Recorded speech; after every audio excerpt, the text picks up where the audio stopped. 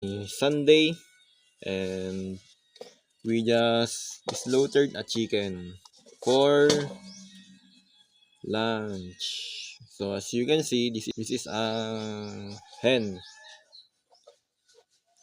and I know today is the Lord's Day, but I didn't attend this morning for the mass because I've planned to attend the mass at Solano later at 6 p.m.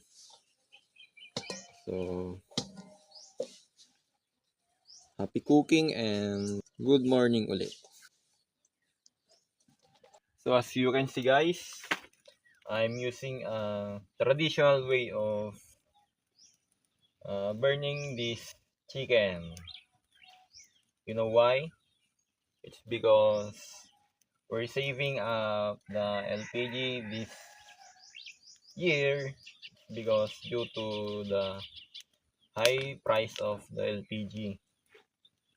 It is also a double purpose since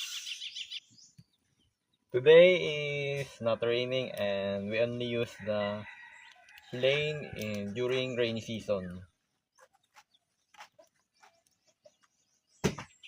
including also since we reside here in a rural area, so we have plenty firewood around of our house.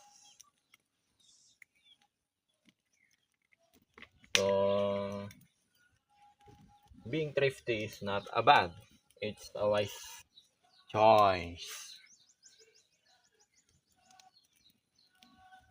to save it for the better usage.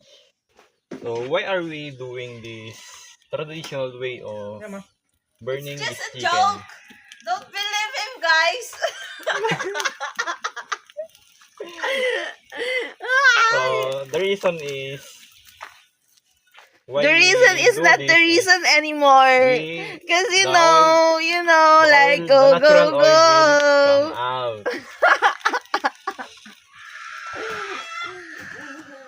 Tomoreng aku kui na Brad.